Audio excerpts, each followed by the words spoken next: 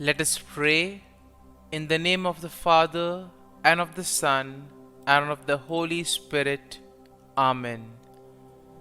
O Jesus, through the Immaculate Heart of Mary, I offer you my prayers, works, joys, and sufferings on this day for all the intentions of your Sacred Heart, in union with the holy sacrifice of the Mass throughout the world, in reparation for my sins, for the intentions of all my relatives and friends, and in particular for the intentions of the Holy Father.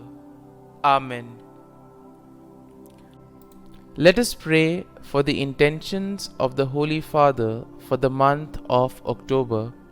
For the Synod, we pray for the Church that she may adopt listening and dialogue as a lifestyle at every level and allow herself to be guided by the Holy Spirit towards the peripheries of the world. Our Father, who art in heaven, hallowed be thy name. Thy kingdom come, thy will be done, on earth as it is in heaven. Give us this day our daily bread, and forgive us our trespasses, as we forgive those who trespass against us. And lead us not into temptation, but deliver us from evil. Amen. Hail Mary, full of grace, the Lord is with you. Blessed are you amongst women, and blessed is the fruit of thy womb, Jesus. Holy Mary, Mother of God, pray for us sinners, now and at the hour of our death. Amen. Glory be to the Father, and to the Son, and to the Holy Spirit, as it was in the beginning, is now, and ever shall be, world without end. Amen. My dear friends, as we spend this time with the Lord, as we begin a new day, let us ask the Lord to give us all the graces that we may require for this day. Today may be a day where we may have to face a lot of challenges. There may be some unfinished work which needs to be completed. And for all this, we need the grace of the Lord. We need strength. We need confidence. And therefore, Lord, as we spend this time with you, we ask you to give us the graces that we require. Also give us the patience that we may need, so that whatever task we do today, it may be done according to your will. You always have a plan for us, and everything, whatever happens, is according to your plan. Lord, today help us to realize the plan that you have for us. My dear friends, on many occasions, we forget to thank the Lord for all the things that He does for us. Sometimes it could be because we are caught up with our activities because of our busy schedule. On other occasions, it could be because we do not recognize the Lord working in our lives through these activities. And therefore today, as we begin today's morning prayer, let us begin on this note by asking the Lord, Lord, help us to see your works, to see your hand in the various activities of our lives. And therefore, let us begin by thanking the Lord for all the graces that we have received right from the time of our birth till now, and for all the graces that we will continue to receive in the future. Lord, first and foremost, we thank you for the gift of life. We thank you for all the talents, the abilities that you have given us. And we thank you for molding us, being there with us at every step of the way. Lord, we also pray for all those who have become very much part and parcel of our life. We pray for our friends, family members, relatives, near and dear ones, and all those who play a very important role in our lives. And therefore, Lord, we ask you that bless them at every step of the way. They have guided us, they have made us who we are. It is because of their hard work, their time and dedication that we have become who we are. And therefore, Lord, we ask you to bless all their endeavors and give them the graces that they may require.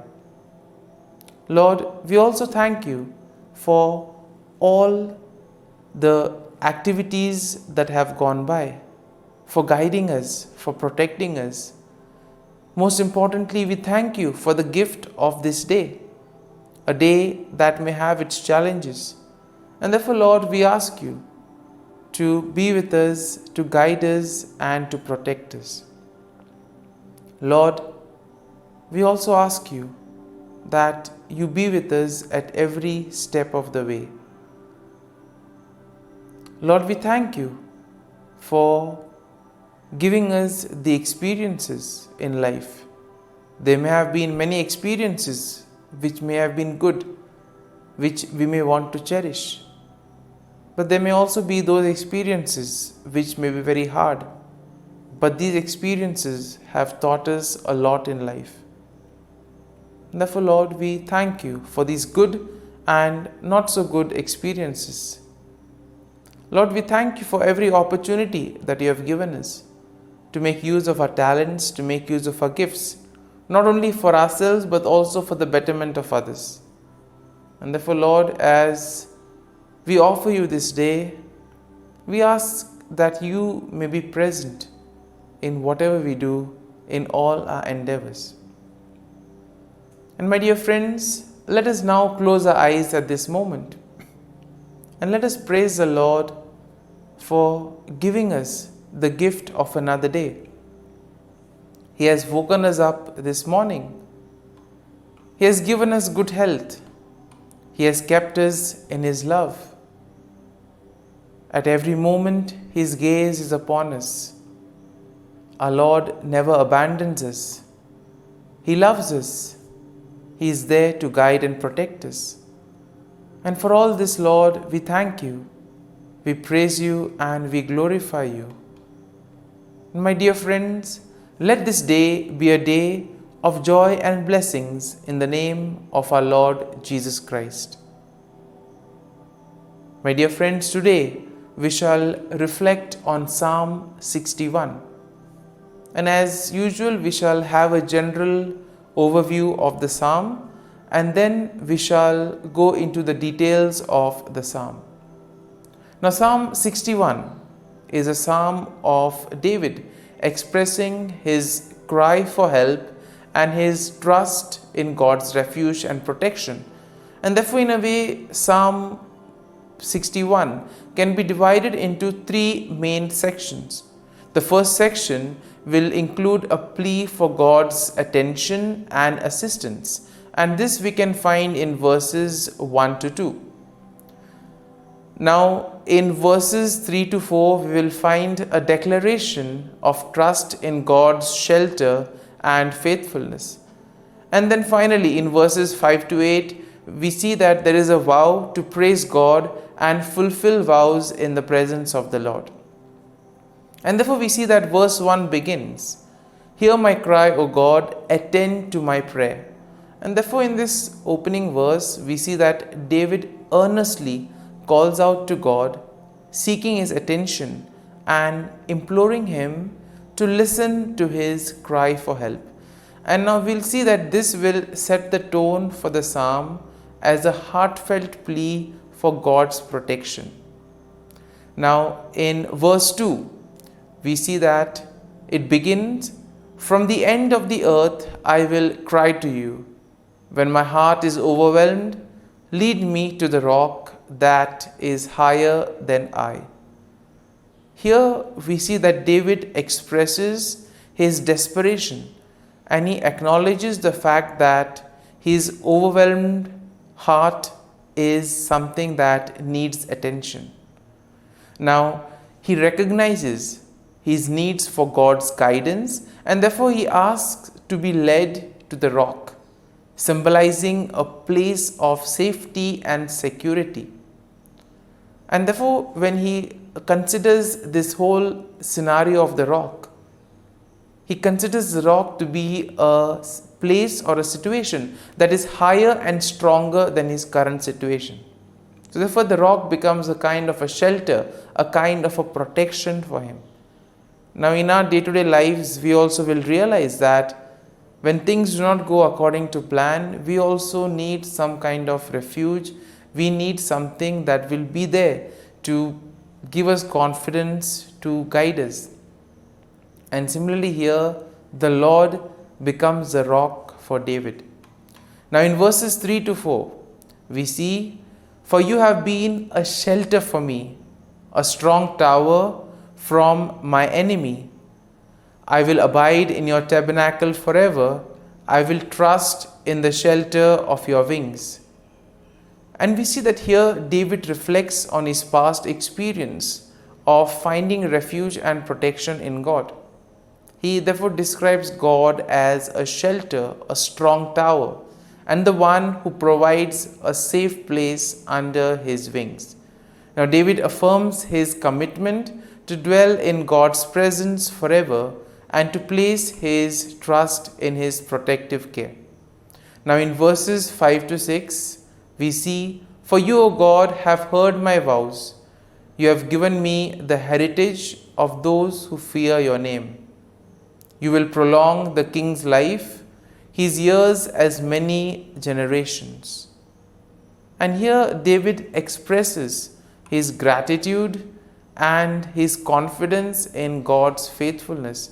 He acknowledges that God has heard his vows and has granted him a share in the heritage of those who fear God's name.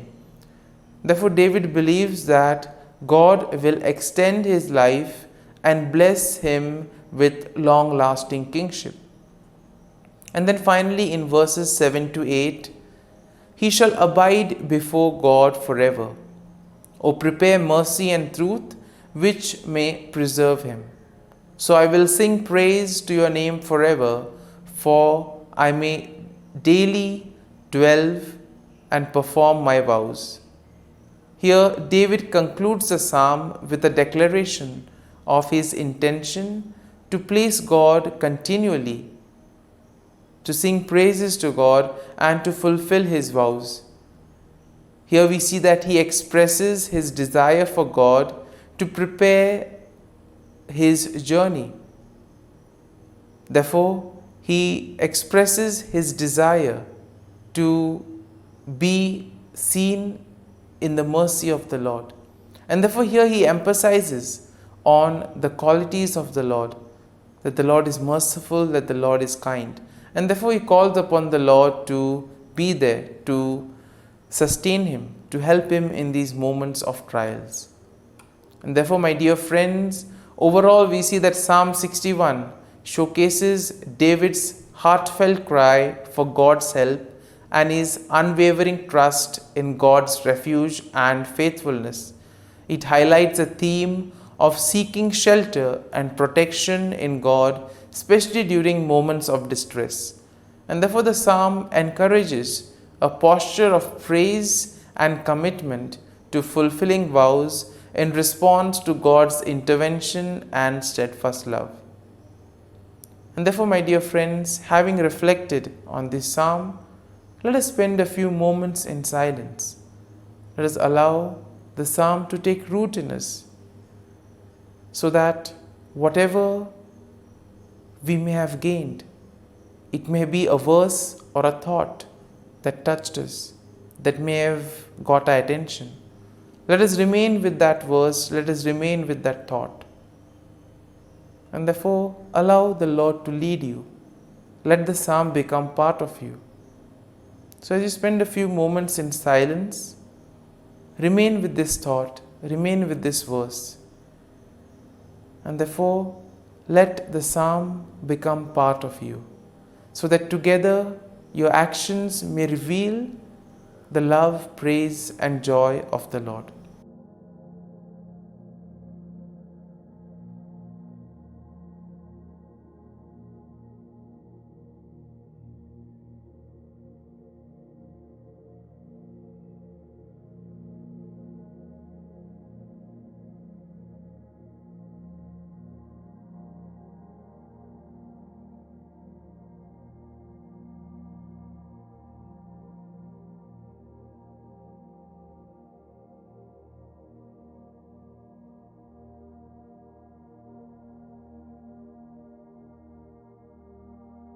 Pray to Saint Michael the Archangel for protection.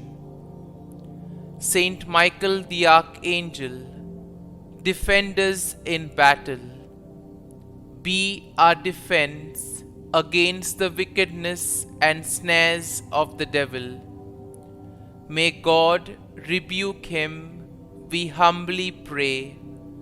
And do thou, O Prince of the heavenly hosts, by the power of God, thrust into hell Satan and all the evil spirits who prowl about the world, seeking the ruin of souls.